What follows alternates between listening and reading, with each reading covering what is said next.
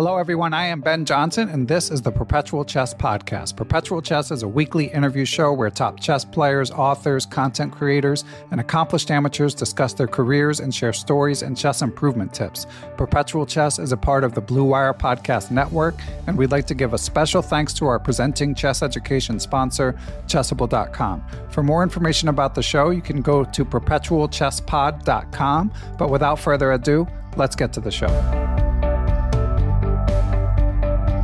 Hello, everyone, and welcome back to another Tata Steel-focused bonus edition of Perpetual Chess. A lot of you may have heard last week we did a rundown of this illustrious tournament, the Wimbledon of Chess. In that pod, I was joined, as I am joined again by FIDE Master Mikhail Ablin. I'll introduce him in a second, but just wanted to say that last week we focused more on sort of the big picture, the history of Tata Steel chess. I'm sure I'll be discussing that more in coming months, but this time we're going to focus more on the actual standings, because as we record this on Thursday, the final rest day, Thursday, January 26th, we're coming in for a landing. You know, we've got 3 rounds to go. It's pretty close, as we'll be diving into. But first, let's just remind you all who our guest co-host joining us from the Netherlands is. He is a FIDE master, author of the fantastic book, The Anand Files. He's also a well-reviewed Chessable author, focusing on the Trompowsky and the Leningrad Dutch, and he's been covering the event for the Week in Chess, writing about it every day, as has Mark Crowther. So be sure to check that out. And without further ado, let's welcome FIDE Master Mikhail Ablin back to the pod. Welcome, Mikhail. Thanks, Ben. Great to be back. And I received great feedback on the podcast last week. So looking forward to this one. Good. Yeah, glad to hear it. I certainly enjoyed it. As I said last week, it's sort of the next best thing to being there, but I've definitely been enjoying the chess. So we'll be running through the standings in a minute. But first, Mikhail, sort of big picture, what has struck you about this tournament? What has been your overall impression, of course, with the final 3 chapters yet to be written? It is a very much, I would say, non-standard tournament, and that's probably because you have such a diverse playing field with the young players, with some very creative players like Richard Rapport, and then some people of the who have been around in the top 10 for much longer, Magnus, Fabi, Wesley So. And I think the clashes between those different kind of generations and different kind of playing styles, the way they approach chess, has resulted in a fantastic tournament so far.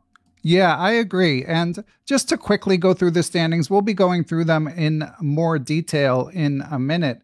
But of course, Abdusattorov, the Uzbek phenom, 18 years of age, up to number 17 in the world on the live ratings, leads. But Anish Giri is just half a point back, and they play tomorrow, and Anish has white. And then there's this young upstart Magnus Carlsen, only 1 point back, making a late charge, and Wesley So is also 1 point back.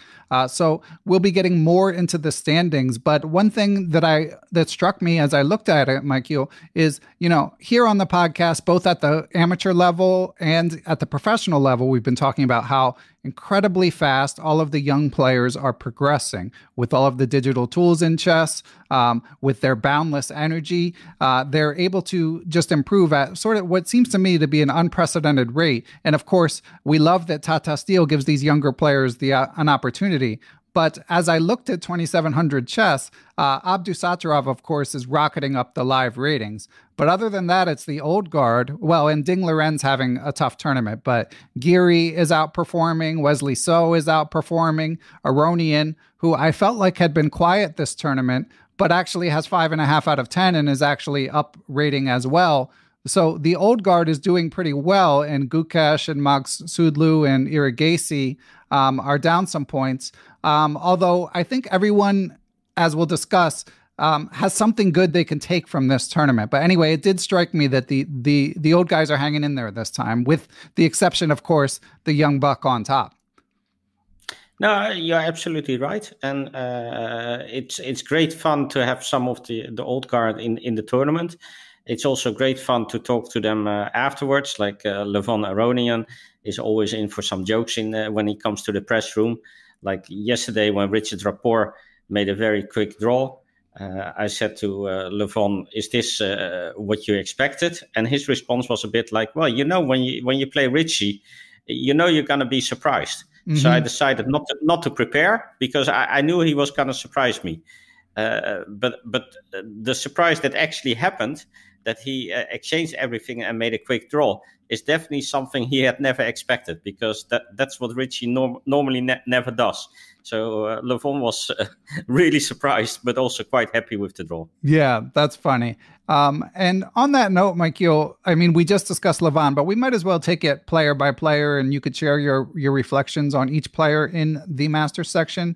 Now, before we do that, just so I don't forget, I do want to give a shout out to the Challengers section. As we discussed last time, of course, this is a slightly less strong tournament, average rating probably around 2,600-ish, as opposed to the many 2,700s in the Masters section, but it's highly contested with some entertaining games as well. Alexander Danchenko, who is a 24-year-old German grandmaster from Russia originally, is tied for first with Mustafa Yilmaz, who is a Turkish grandmaster, and another strong young Uzbek player, Yakovir Sindavar, is in third place with 6.5 out of 10. So those are the primary challengers to win those games. And of course, there's been some, Aline Robers, Dutch young rising star, started strong, but she struggled a little bit here in the U.S. People are rooting, of course, for Abhi Mishra. He had at least one nice game, but also near the bottom of the standings. Pragananda's sister has 4 out of 10. She's another rising star. So a lot of interesting stuff there too. Before we get to the play-by-play of the Masters section, do you have any big takeaway from the challengers, Michiel? Yeah, well, a couple of observations. One is that it's very much an open race, and I wouldn't be surprised if the ultimate winner in that tournament will have at least lost once in the tournament. So I think it's a very tight race where anyone can win from anyone. And lots of young players there, young talents. You mentioned Mishra, who's clearly still having some development gaps, which he needs to address. But at the same time, he's playing very enterprising chess, and in nearly all his games going for it. And I think that's great spirit. The other thing that I found quite remarkable, I was having a chat with Eline Rubers yesterday, and she kind of made a quick draw against Petchak, who's also having a very unfortunate tournament. I think he's on minus 35 or minus 40 rating points. It must be his worst tournament ever. And it wasn't a kind of boring, solid draw right from the start. It just happened after some complications that the position that remained was very drawish. So they were done after about 2 hours of play. And I asked Elina, okay, what are you going to do this afternoon? And she said, well, what else can I do? I'm going to play Blitz. Good for her. That's a good attitude.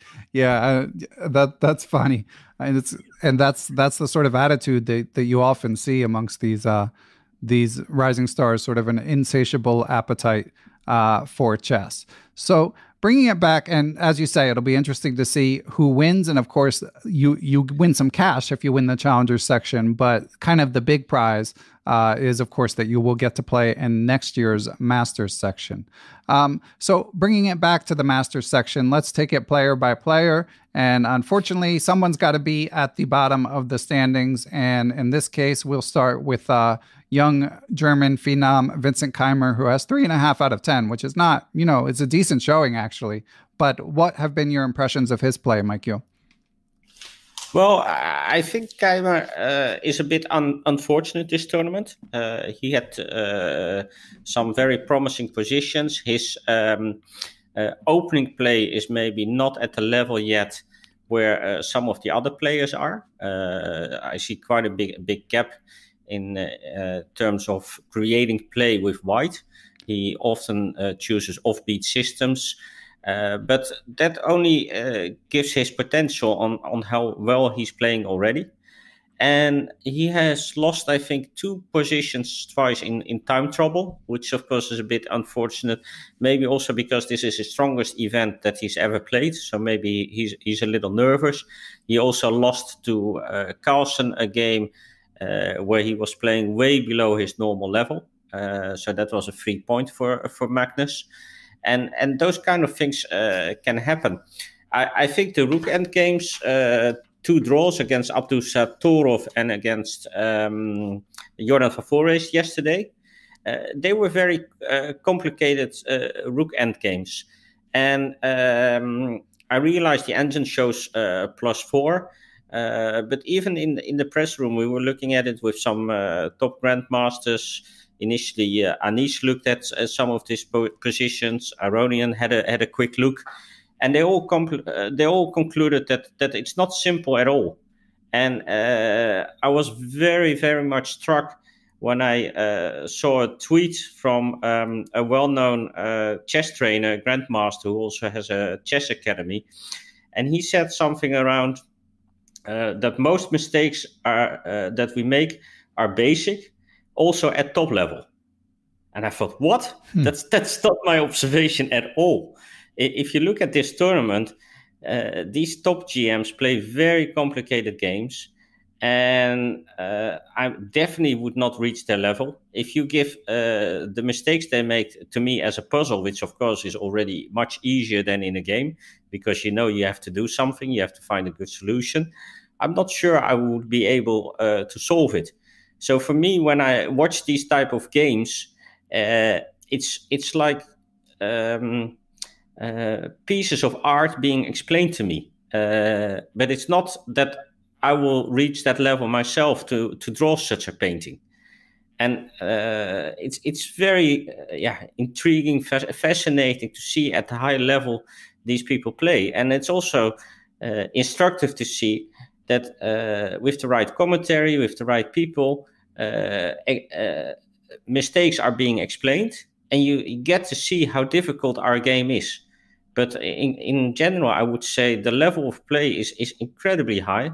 Also for Keimer, who then didn't manage to convert both Rook End games, but they were so complicated, so difficult.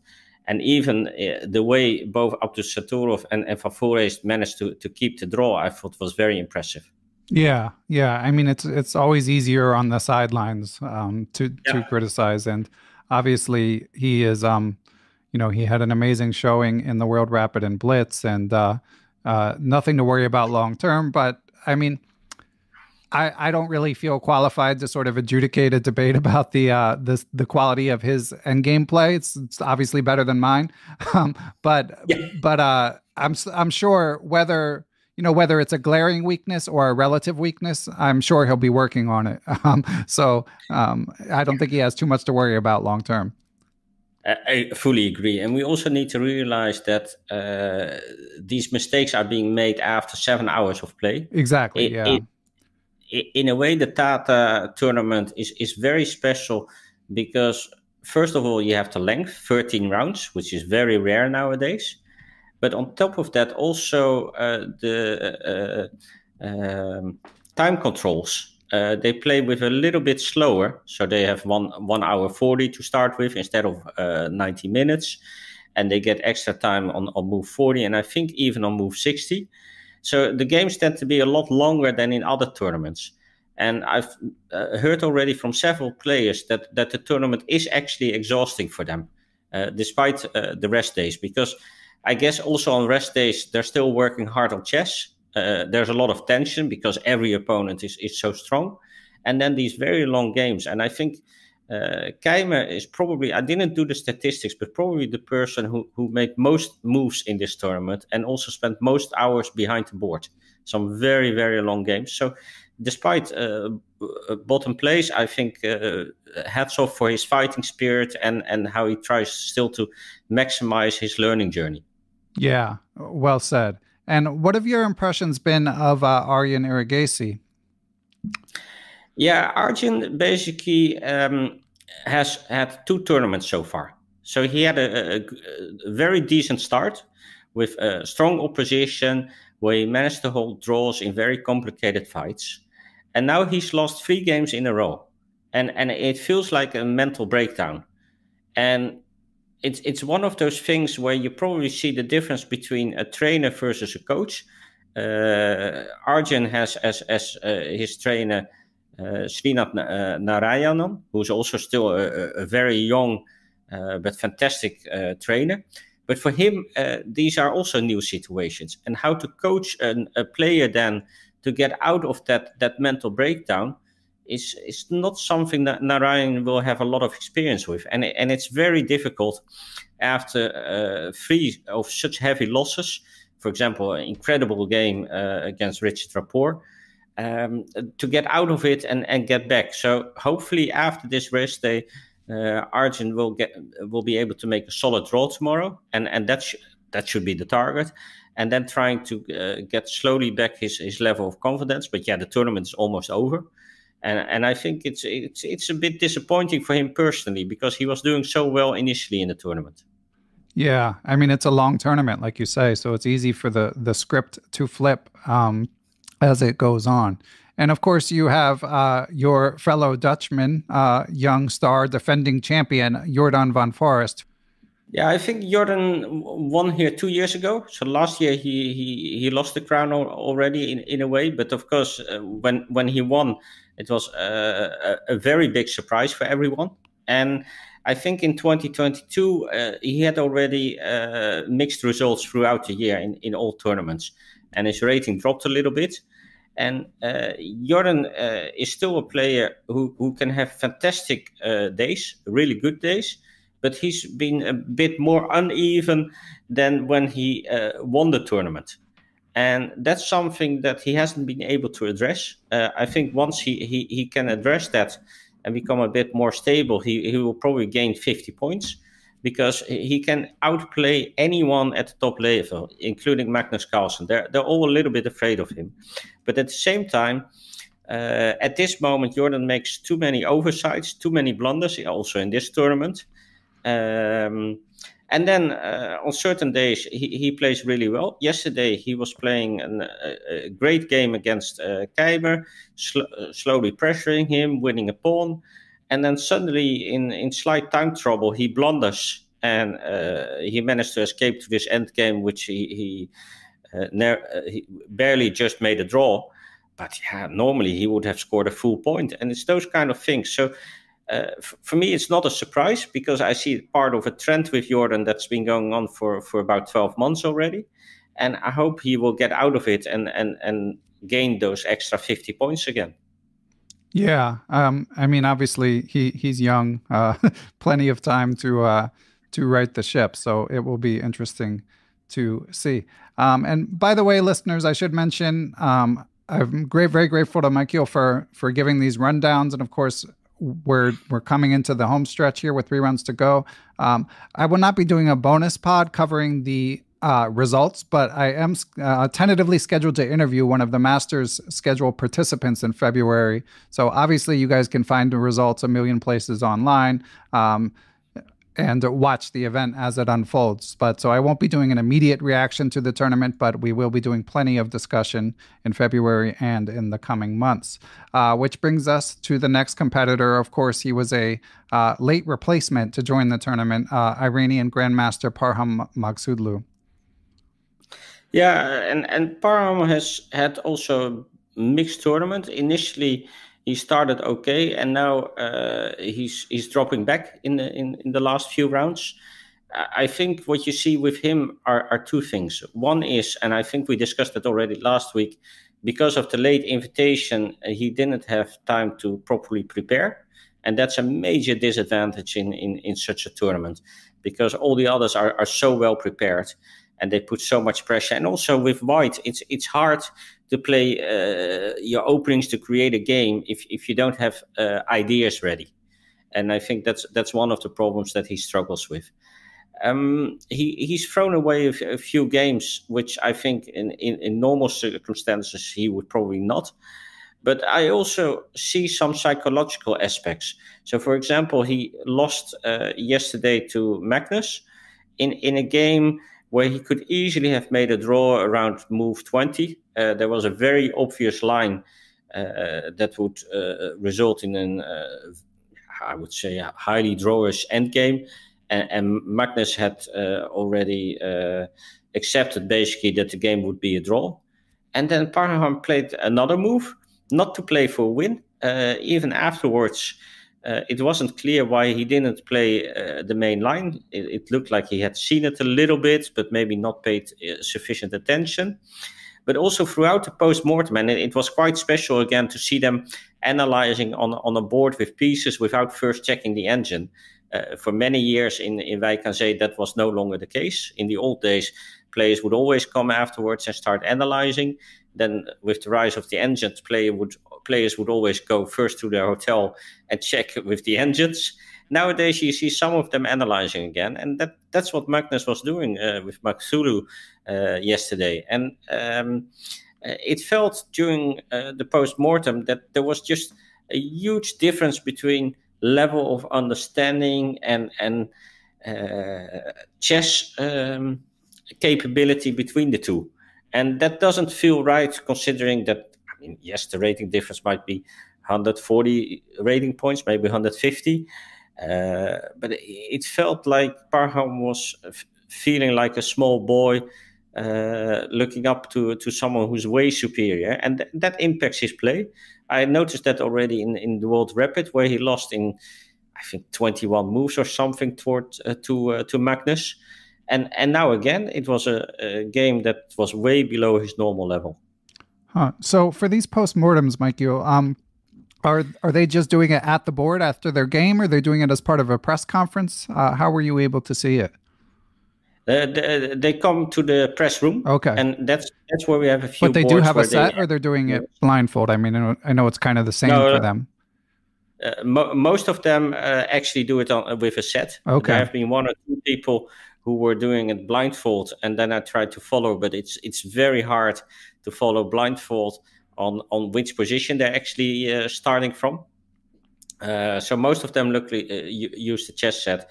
And then I can stand next to them and look a bit, review a bit the lines, use them in my reports. There was a very funny moment earlier in this tournament where Magnus was analyzing. I don't remember exactly with which opponent, and some crazy position arose, and they thought it was okay. And suddenly, Fashali, who's playing in the challenges, said, "Yeah, but here you have this, and this."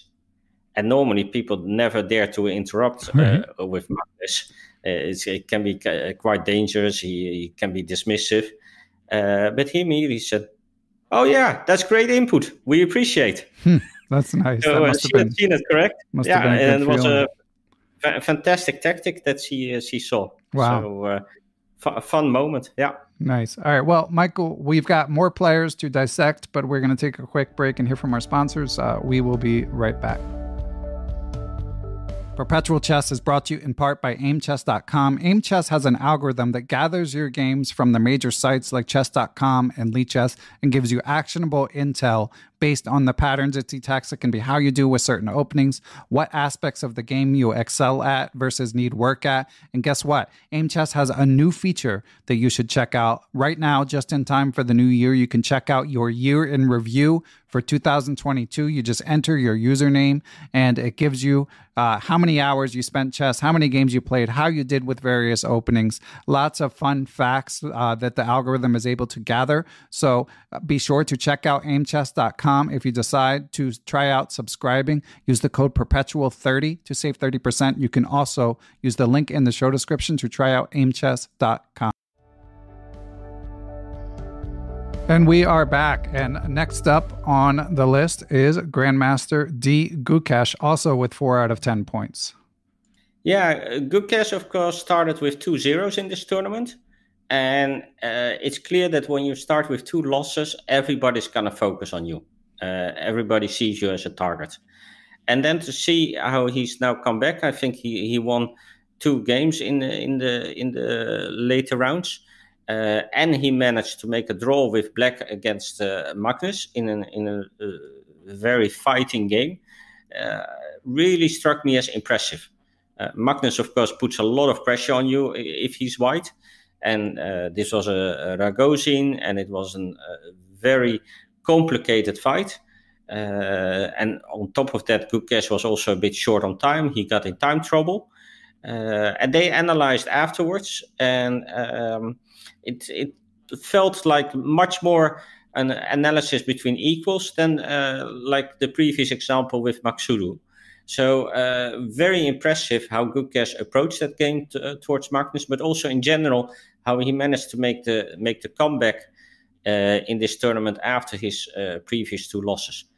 I think yesterday something funny happened. He played against countryman Pragnanda, and they played a very wild opening variation, where Pragnanda had maybe prepared it a few moves deeper. But in the end, they were both out of book in a position that was extremely wild, full of possible sacrifices and full of tactics. And what you see here is that they just went for it. And I think Pragnanda thought about one move for about 45 minutes, which is way too long, as we all know. And it was also not the best move he made. And eventually he lost that game. But the fact that they went for this opening line without having it prepared to the umpteenth detail shows a bit their courage and their approach to chess. Well, for example, earlier in the tournament, I think 3 days ago or so, Anish Giri won with black against Ding Liren. And that was also a sharp opening line where at some point Ding makes a small mistake. He plays g5 and Anish can there sacrifice a piece with f takes e3. And he didn't do that. And then Anish was much worse in that game. But eventually Ding played a couple of poor moves and Anish won. And afterwards I asked Anish about that moment of the piece sacrifice. And he said something like, yeah, of course I saw this, but I will never play this if I haven't prepared this. And he said, in fact, I should maybe not even have played this line because if I don't know all the details, then it's quite risky, as happened in the game. And this for me shows the difference. And I'm not saying one approach is better than the other, but the difference between approaches between Anish Giri and for example, Gukesh and Pragnanda. Where the Indian youngsters are willing to take a lot of risk and say, we'll figure it out behind the board. And Anish will want to stay in control, and that's just a personal preference, and will try to avoid these kind of super complicated lines if he's not prepared for it. That's a great insight.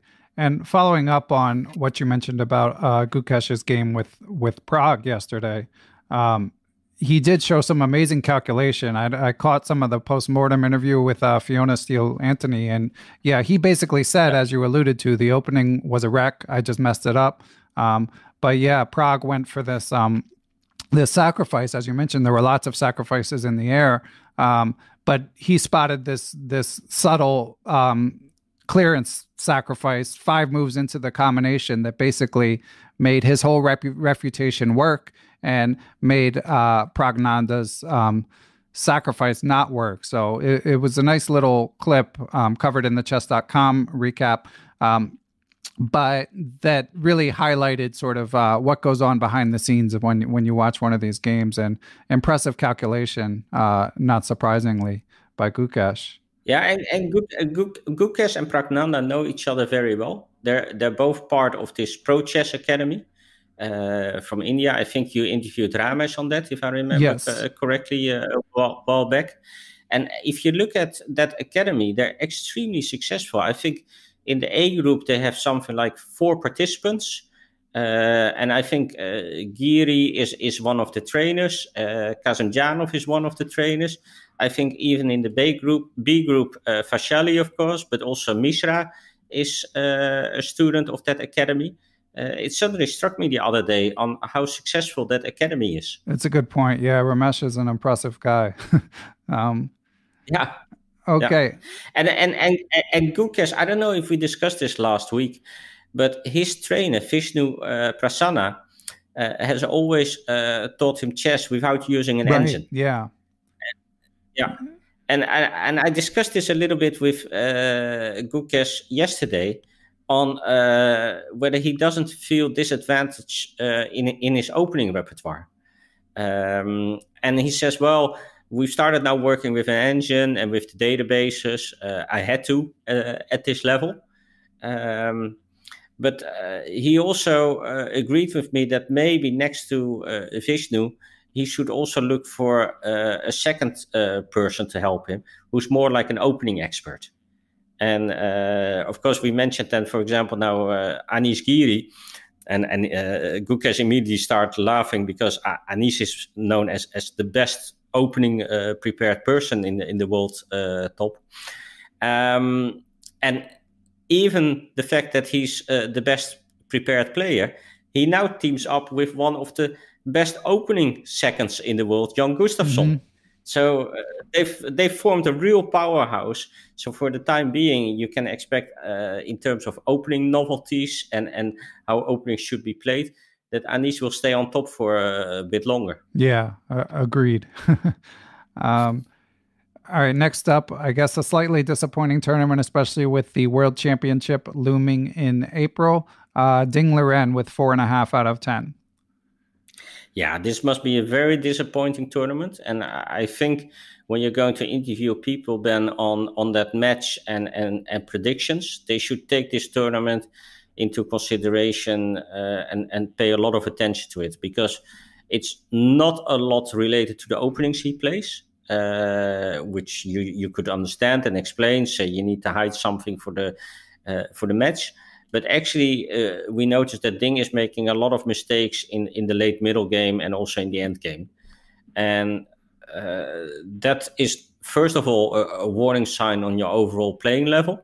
But also at the top level, playing with confidence, being in the flow, makes a huge difference. I remember that when Caruana was playing for the match against Carlsen for the title, before that, Fabi was winning almost everything. Yeah, he was winning St. Louis, he was winning the candidates. Then I think 2 days later, he played a tournament in Germany and he won that. And you really get into that flow. Ding was a bit lucky already in Madrid in the candidates to even become second. That could also have been someone like Nakamura. And there were other people who were close to becoming second. And now he's invited to play that match. And this tournament is really not going well for him. And also outside the tournament, he's not very, very social. He typically leaves the press room immediately after the game. And one of the organizers on the previous rest day saw him walking somewhere, I would say next to a main road where cars can go quite fast. And she stopped and wondered where was he going. And he wanted to walk all the way to the station, which is probably a 2-hour walk, and then go to with the train to a museum. And it looked like he had completely lost his way, didn't know exactly which way to go. So it was good that she, in a way, rescued him. Huh. But it feels like it's not Ding's tournament. And I'm worried about the match in that sense, because I was very impressed with Nepo's performance last year. And I'm sure he will, with his team, prepare very well again. And Ding's play here, it doesn't make a good impression. Yeah. Hopefully he can turn it around and make it a fighting match. But I share your concerns going forward. And with 5 out of 10, we have another, as you mentioned, young Indian phenom, Praggnanandhaa. Yeah. Pragg, we discussed already a bit, being trained by Ramesh, just like Vaishali, his sister. It's quite special, of course, a brother and sister in the A and B group, probably first in Tata. Maybe we had before brother and brother with the brothers Van Foreest, and there might be other examples. I'm not great in historical stats, but I thought this is quite special, and both being trained by Ramesh. And what you see is that Prague's tournament has been some ups and downs, still some development gaps also in terms of calculation. Sometimes people say, oh, these youngsters, all they can do is calculate. I think that's a bit exaggerated, but it is true that their historical knowledge is quite limited. They typically don't use chess books. They get sessions from Rames or from Pro Chess Academy with all the trainers there, like Kasimdzhanov, Ganguly, and Giri. And one of the trainers even told me that a lot of these young players don't have an understanding of which chess player is from which era. So if they are not playing with that chess player, they think it's someone from the past, and they put all people from the past together. So, for example, Ivanchuk and Rubinstein, for them, could be from the same period, which is completely ridiculous, of course. That's funny. It's just very strange that this is still missing, but it also shows that if they start working on it, they can make still tremendous progress, because no doubt learning from your predecessors, like Kasparov's books, is an essential part of your chess development at the higher levels. So in that sense, there's still a lot of work, and that's also for Pragg. But I think he has a good learning journey in this tournament. He's fighting every game. I think he still has his big game with Magnus coming up. Might be tomorrow, if I'm not 100% sure. But they're still going to play, and that's going to be a very important game for him in terms of evaluating how this tournament went. Yeah, we shall see. Always a good testing ground to get to play Magnus, one of the greatest of all time. We should probably pick up the pace a little bit, Michael. So let's take the next three players in tandem. We've got, and they've come up, at least Rapport and Aronian have come up already. Fabiano we have not discussed, but anyway, Rapport has 5 out of 10, and then Aronian and Caruana are sharing 5th place with 5.5 out of 10. What has struck you about those players? Well, Rapport is very clearly not in great shape this tournament. He's quite cynical about his own play, and he might be his own worst enemy. That makes it more difficult. He also lost a horrible game against Magnus, and we'll get to that when we discuss Magnus in a second.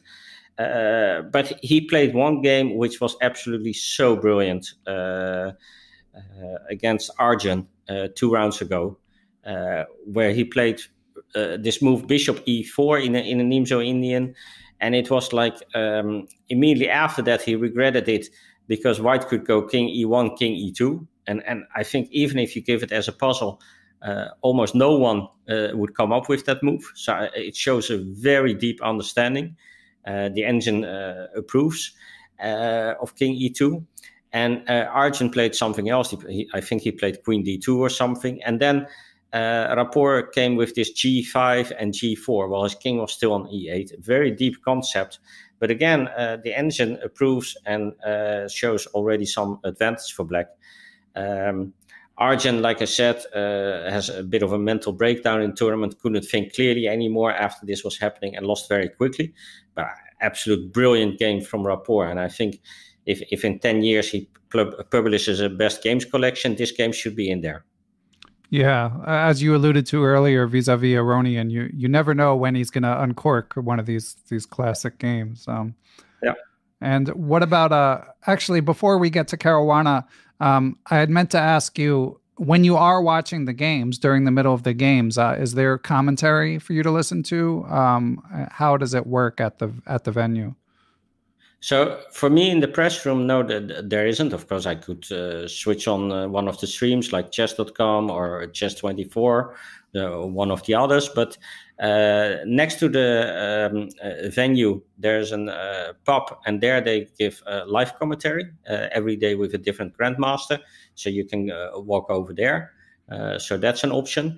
But for me, actually, I need to keep track of all the 7 games and try to find critical points that I want to ask the players about when they leave. So it's hard work to keep track of all those games. First, you want to understand where they deviate in the opening, where there might be novelty, to how far they're prepared. And then you also want to get an understanding of where the engine shows big deviations compared to the move they play. And my experience is that with these players, if you just give them one move, the engine says here you should play move X, that's completely insufficient, because usually they have actually seen that move, but maybe not seen the entire line that the engine gives. And usually it's not just a single line, but there are multiple lines. So I need to prepare that a little bit for myself, try to memorize it, be able to do it from heart. And then I can ask the players when they get out of the playing room. But it's hard work just to be prepared for the 2 or 3 minutes that you have them before they go to the hotel.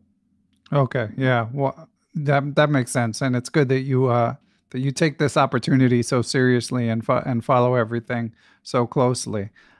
So let's bring it back to Fabi. I mean, of course, his losing to Magnus, that was fascinating, both sort of from a psychological and from a chess perspective.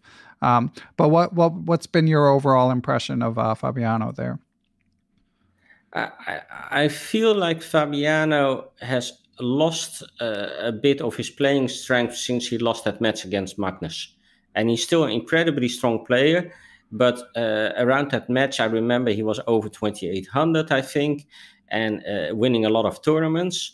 And since then, it's not so automatic anymore that he wins these super tournaments, whether it's the US Championships or other tournaments.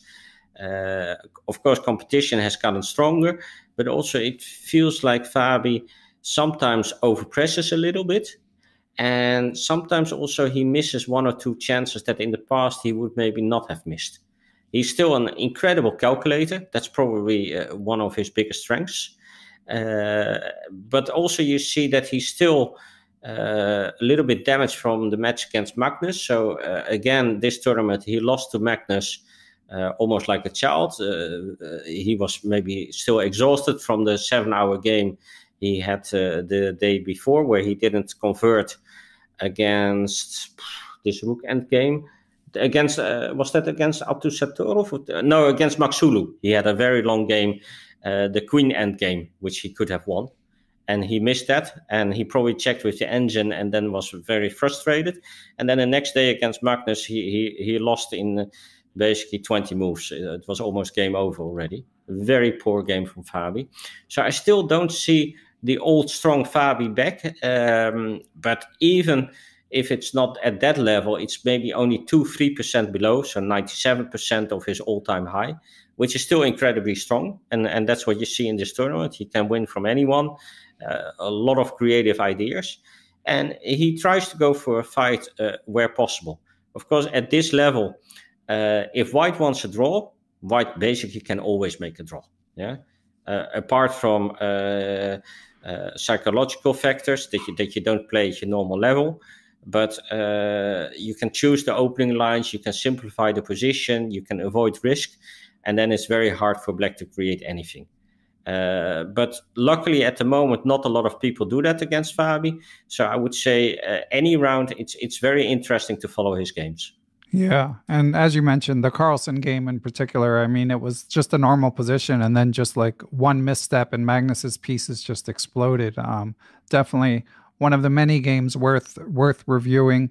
And as you say, I mean, Fabiano has not been in peak form lately, but still number 7 in the live rating, 30 years of age. So I'm hoping that he makes one more push to the top, because I mean, obviously, I've been a fan of his for a long time, but particularly as he opens up more on the C Squared podcast, even bigger fan now. It's so nice to get that sort of unfiltered perspective from Fabiano. And of course, tied for third, we have Wesley, 2 of the veterans of the chess world, Wesley So and Magnus Carlsen. I'm sure we'll get to Magnus, but any remarks about solid Wesley So, Mikio? I think you summarized it correctly, Ben. Solid. That's the key word. He's like a metronome. I mean, some of his games, of course, can be very exciting, but results-wise, opening-wise, I feel like there's a bit more of a rhythm than some of the other top players. Agree. He has missed, I think, at least in 2 games where he could have converted, and then he would have been maybe shared first at the moment. Then everything needs to go well. So he missed those chances. I feel that Wesley is missing a little bit in his opening preparation. If he would have someone to help him for even some more creative ideas to upset his opponents or to derail his opponents a bit, then he would be even stronger. Because Wesley is an incredibly strong player, lots of good calculations, great insights on say, the correct way of playing. He has a great feeling for that. But now at the moment, what you see is that with his openings, he sometimes struggles to create a game. And if he doesn't get a game, then he doesn't lose. He easily makes the draw. But that's sometimes what happens, and then it can be a bit boring.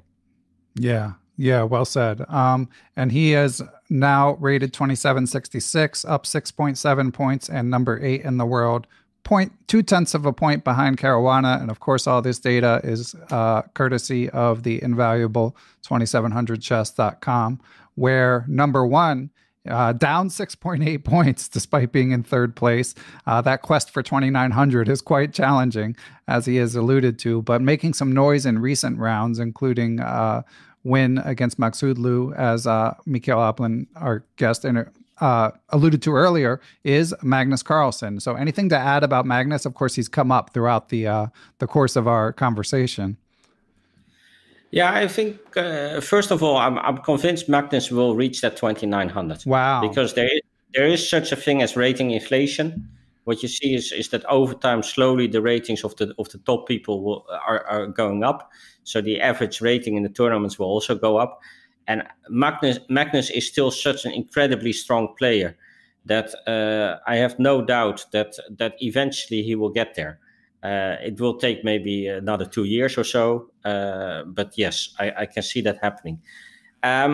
This tournament, Magnus was beaten twice in the early rounds by Giri and Abdusattorov. Also, he took quite a lot of risk. In the later rounds, he's been lucky in the sense that he didn't need to take a lot of risk to still convert to a full point. And what you see is that a lot of people are playing way below their level. And I call this a psychological impact from playing against the great big Magnus. And people really seem to be struggling in this tournament with that. So we've seen Rapport, we've seen Fabi, we've seen Magsulu. They all gave away their games without too much effort. And for Magnus, in a tournament where things are not going well, he was clearly not playing very precise in the early rounds.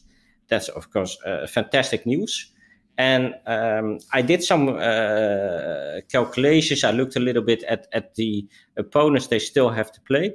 And I can see as a very realistic scenario that Magnus and Giri and Abdusattorov will end this tournament on 8.5 points. So 3 people on shared first. Of course, there are many other scenarios possible, but I wouldn't rule out that Magnus is still gonna share for the title and may even win in a blitz playoff. Yeah, I caught his interview with Fiona Steele-Antony, and Fiona's doing a great job as always. Shout out to Fiona. But yeah, there was definitely a bit of a spring in his step that was not detected earlier in the tournament.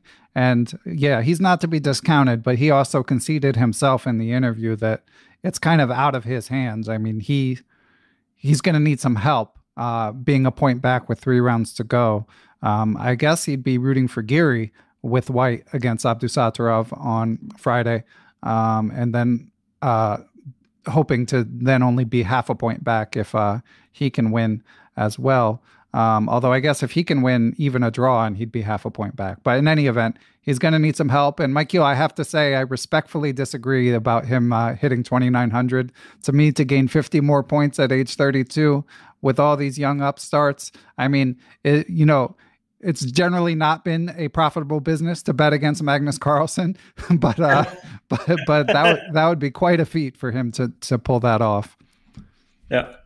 And then, of course, we've got second place, the Dutchman, of course, with Russian and Indian roots as well. Chess star, Twitter star, 28 years of age, up 12.8 points, so up to number 5 on the live readings. Anish Giri. What have you noticed, Michael? Well, Anish usually plays well in Wijk aan Zee. Not fantastic.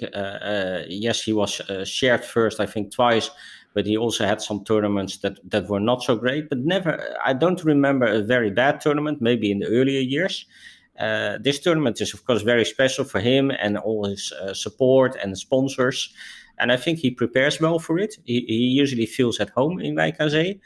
And you can also tell afterwards in the press room, he's making all kind of jokes. He's analyzing with other players, not just in the Masters, but also in the Challengers, with people like Adiban or with Lamy. He's following their games with great interest.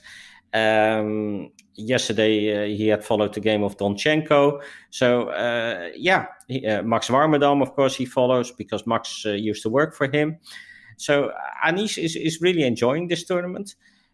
He's playing well, lots of good opening ideas. I think you can see already the initial benefit of working with Gustafsson, which started a few months ago.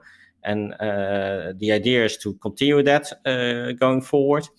And I think that's working well for Anish. Anish was, of course, had dropped out of the top 10 and then suddenly doesn't get invites for tournaments anymore. So he had to change something. And what you see is that he made this very deliberate decision to work with Jan and focusing now on Tata.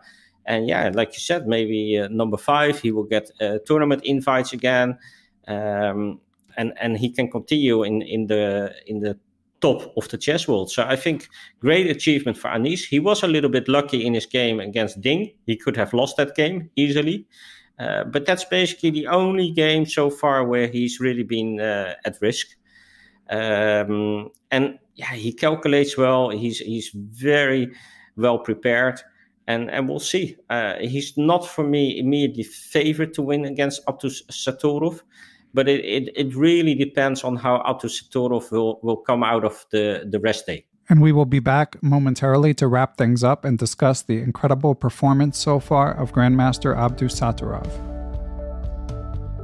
Perpetual Chess is proud, as always, to be brought to you in part by Chessable.com. Chessable, of course, is known for their Move Trainer technology, which utilizes spaced repetition to help you remember tactical patterns and opening sequences. They have a huge library of courses for whatever aspect of your game you want to work on. Some of their new courses include a course on the Tarrasch defense to d4, which is a good choice if you're looking for a dynamic opening against 1d4. It's by Super Grandmaster Jordan van Forest. Speaking of Super Grandmasters, former world champion and legendary trainer Rustam Kazimjanov has a course out on the C3 Sicilian. If you're newer to chess, be sure to check out friend of the pod, I am Andras Toth's 1D4 for beginners. And of course, they've got tactics courses too. They have stuff you can check out for free. So if you have not already, make sure you go to Chessable.com and keep an eye on their ever-growing supply of quality chess courses.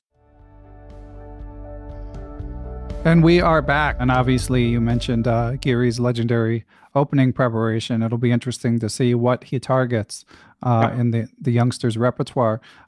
Regarding Jan Gustafsson working with them, of course, Jan did mention it on the Chicken Chess Club podcast. But did you hear them provide more details? As you mentioned that they've been working together for months and plan to continue to do so?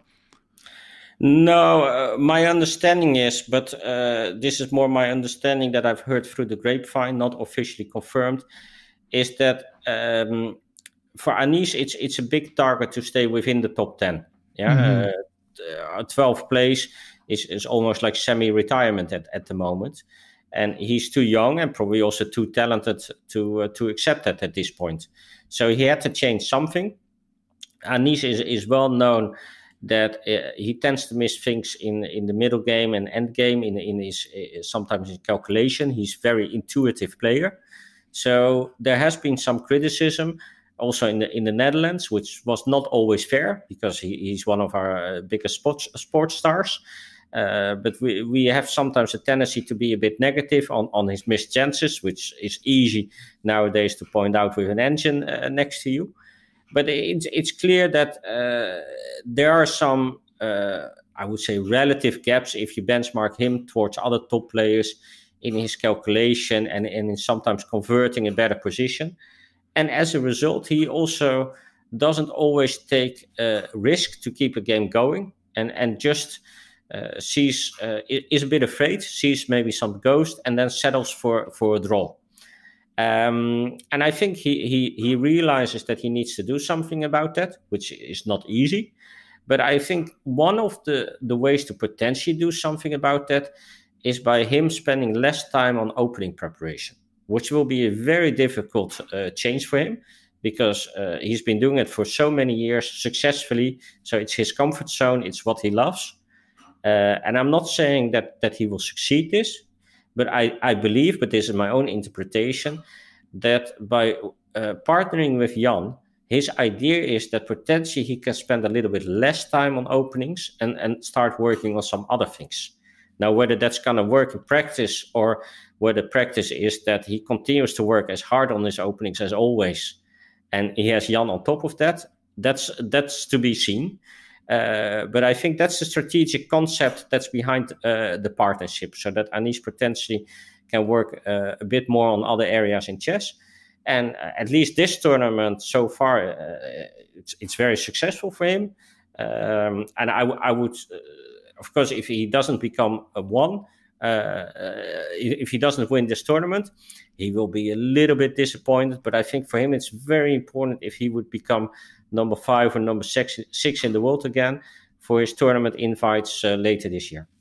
Okay, it's so fascinating to me, because to me he's like, I mean, I've certainly heard the criticism about the propensity to draw and about calculation being a relative weakness, especially compared to his legendary opening knowledge.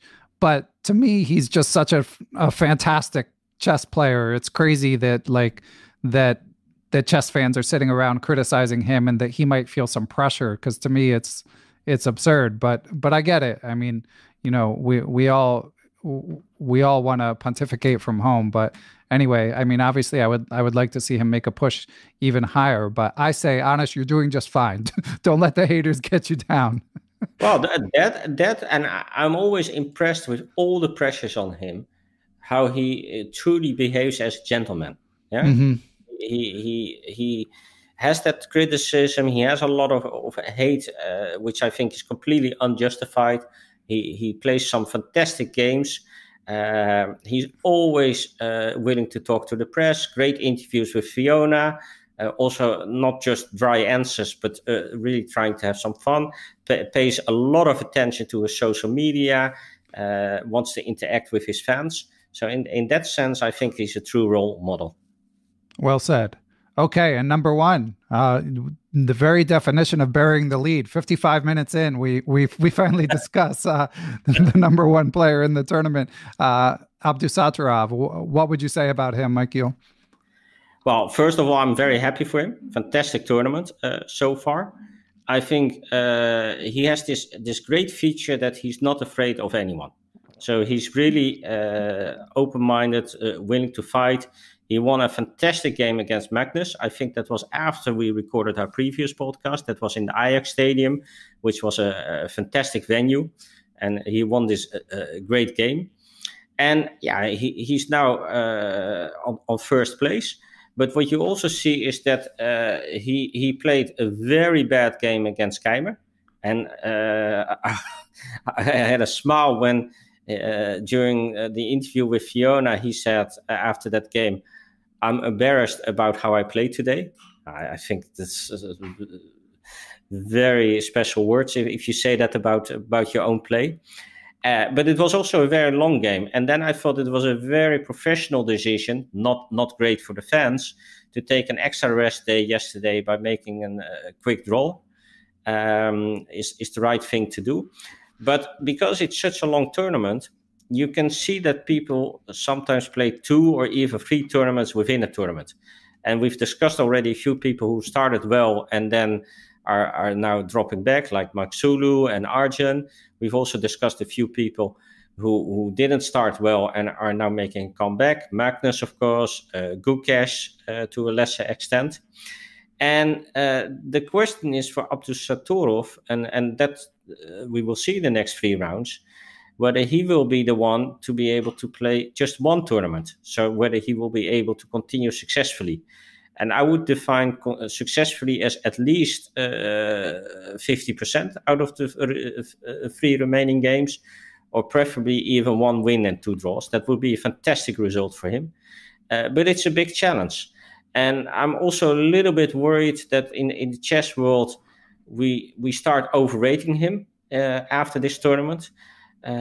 He's a very young person, 18 years old. When you look at his results last year, some were great, but some were also not so great. Like in Biel, he lost some rating against 2,600 players.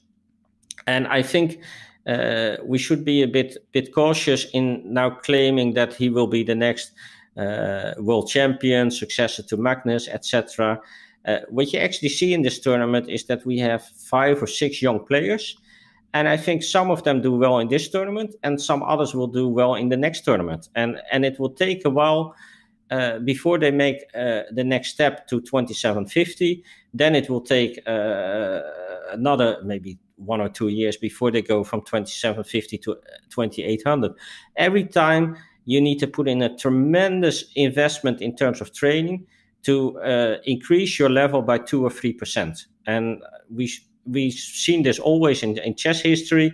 When you look at previous world champions, Magnus was coming from a long distance. We could see already that he was going places. But also for him, it was hard work to make that extra step. And I think we need to be patient a little bit with the young people, and also not write off some of the young people who are now maybe a little bit lower, like Keimer. I'm sure he has a great future. Arjun, we will see coming back in top tournaments. And maybe Nordebek's next tournament will be not so great. It's quite possible. But this tournament, very impressive, very stable play, and I hope he will continue. Yeah, well said. And as you alluded to, I mean, first of all, in addition to having black against Geary in the next round, after that he has black against Wesley So. So certainly won't be easy. And then he does have white against Van Forest in the final round. And getting to what you were saying about sort of this tendency to anoint players based on whichever tournament they have, whoever just had the top tournament. As amazing as all of these young players are, I mean, Magnus himself, when he was age 18, was like number 6 in the world and within 25 points of being world number 1. So no one is quite on his trajectory, with, you know, the possible exception of Firouzja, who of course is missing in action. So, I mean, we've got all these amazing phenoms, and I'm not taking away anything from any of them, but it's not fait accompli that necessarily any of them will supplant Magnus. Getting to what you were saying about him maybe tackling 2900. We shall see. It'll be interesting. Mike Giel, this has been fantastic. It'll be a fascinating final 3 rounds. Do you have any plans to get ready before you head back to the tournament hall tomorrow? No, it will be great to be there for the 3 rounds. I think I share a bit the passion that I said earlier. Elina Rubers, who's using her rest day today also to play Blitz. I also feel this tournament is addictive. I wish it would continue the rest of the year, probably. Very bad for my social life. Right. I really don't want it to end on Sunday. I have no idea yet what I'm gonna do on Monday. Probably play Blitz or something, just to stay connected to the chess world. But it's been a truly inspirational tournament. I think we have a lack at classical tournaments at the moment. Not a lot of them happening, and if they do happen, it tends to be with, say, 5 or 6 players out of the top 10 in the world, and a lot of short draws. I think this tournament has been so much open and fighting chess. You also alluded earlier to the challenges. I follow them closely. Some fantastic games, including a rook endgame that my friend Lamy won against Donchenko. With a fantastic maneuver that Donchenko missed. And again, there might be people saying, oh, what an easy mistake. I don't think it was so easy at all. Once the tournament's over, I'll probably take a bit of time to go over the games, maybe analyze. I've even been thinking about putting a training session together on endgame lessons from the tournament. I can think already of about 6-7 examples. There was also a pawn endgame yesterday in the challenges with Tabatei and Beertse. So a lot of interesting stuff that basically gives you energy to continue after this tournament. And that's why I love it so much. Well, the love comes across, and yeah, definitely appreciate your taking the time, Michiel, and sharing your insights about this excellent tournament. So, anything to add before we say our goodbye? The only thing, as usual, Ben, is that I love engagement with chess enthusiasts around the world. So please reach out to me on Twitter if people have questions about this tournament, about training tips, about which chess book they should buy next. Just ask me on Twitter. I love that engagement. Okay, glad to hear it. Well, thanks so much, Michiel, and enjoy the home stretch of Tata Steel 2023. Thank you, Ben. Thanks to everyone who helps make Perpetual Chess possible. Big shout out to my producer, Matthew Passy. I'd also like to thank the Blue Wire Podcast Network, with whom we are proud to be affiliated. Be sure to follow us on social media, Beneficial1 on Twitter, @Perpetual Chess on Instagram, or you can join the Perpetual Chess Facebook group. You can email me, ben@perpetualchesspod.com. And of course, last but not least, I'd like to give major thanks to the Perpetual Chess Patreon and PayPal supporters. Those who choose to join that community based on their level of support can do things like submit questions for guests of the show, have access to live Zoom Q&A lectures with grandmasters who often have appeared on the show, going over chess games, answering questions, stuff like that. And you can even get access to ad-free Perpetual Chess if that's your preference. So, but most of all, thanks to everyone for listening, and we will catch you all on the